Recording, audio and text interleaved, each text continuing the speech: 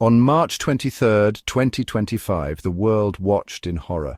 Israeli forces, in a brutal display of force, attacked a humanitarian convoy in Rafah, Gaza. 15 brave souls responding to the cries of the wounded were murdered in cold blood.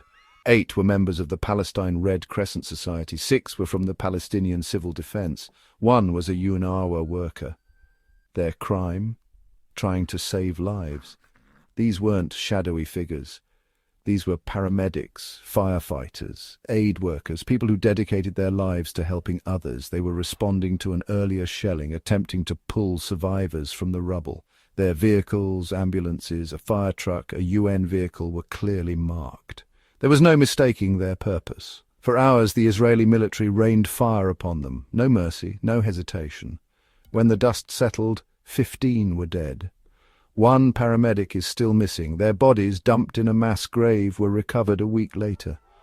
The images, the buried vehicles, the exhumed bodies are seared into our collective memory. This wasn't a mistake. This wasn't fog of war. This was a massacre, a calculated act of barbarity.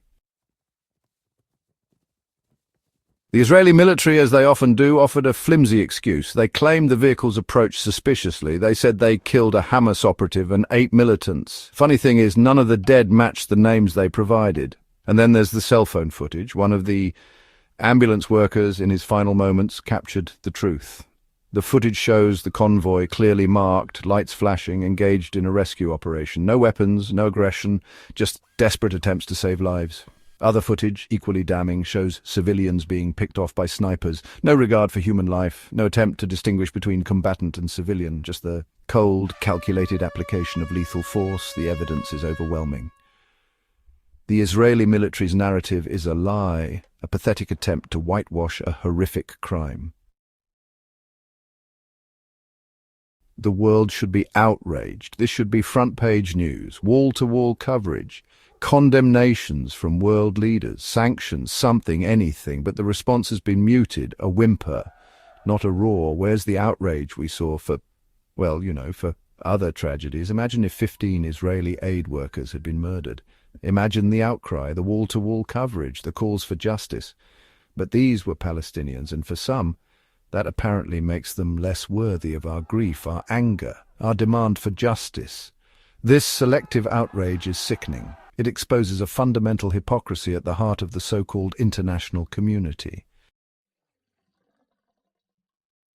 Accountability, that's what we need. A full and impartial investigation. Those responsible, from the trigger-happy soldiers to the commanders who gave the orders, must be held accountable.